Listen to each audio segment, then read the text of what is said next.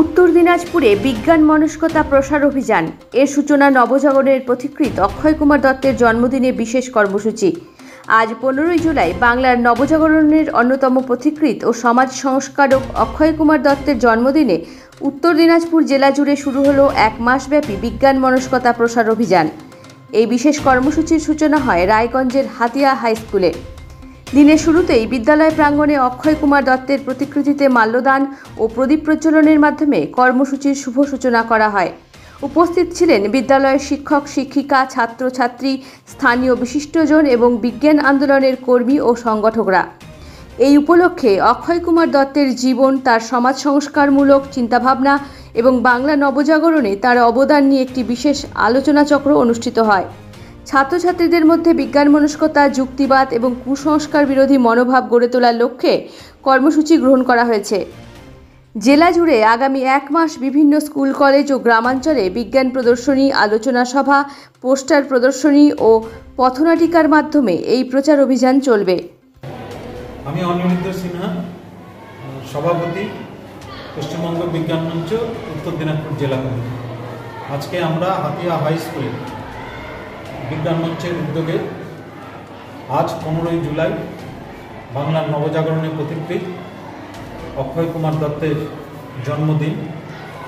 আগামী এক মাস ধরে আগামী 20 আগস্ট নরেন্দ্র দাভোলকরের মৃত্যুদিন পর্যন্ত এই গোটা মাসটা জুড়ে আমরা বিজ্ঞান মনস্কতা প্রসার অভিযান এই কর্মসূচি নিয়েছি।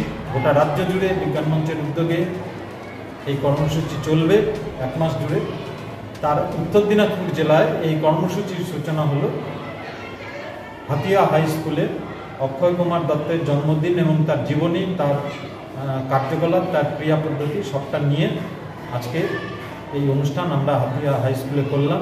মুখ্য বক্তা ছিলেন শিক্ষক শ্রী মিঠু মুল্লি।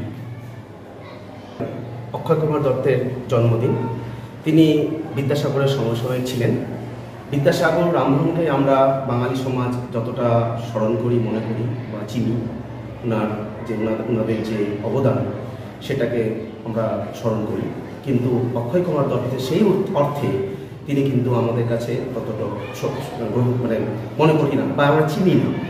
বিশেষ করে ছাত্রছাত্রীদের মধ্যে অক্ষয় কুমার দত্তের অবদান, তার কর্মজীবন, তার বিজ্ঞানের প্রতি চেতনা, তার দৃষ্টিভঙ্গি এবং বর্তমান সমাজে পচা গলা সমাজ, যেখানে ধর্ম নিয়ে মানুষ যতটা আর কি মেতে আছে, সেই সমাজে আবার নতুন করে এই অক্ষয় কুমার দত্তের সেই বিজ্ঞান চেতনা, তার যুক্তিবাদী চিন্তাভাবনা আবার প্রয়োজন দেখা দিয়েছে। সেই কারণেই আমরা সবাই এবং ছাত্রছাত্রীরা যাতে এই মানুষটিকে আবার মনে করে এবং তার কর্মজীবনে যেন আরও পড়াশোনা করে, আরও জানে, সেই নিয়েই আজকে আমাদের হাতিয়া স্কুলে এই অনুষ্ঠানটি আমরা সম্পূর্ণ করলাম। এখন আপনিও রিপোর্টার, আপনার এলাকার যে কোনো খবর পাঠান এই নম্বরগুলোতে।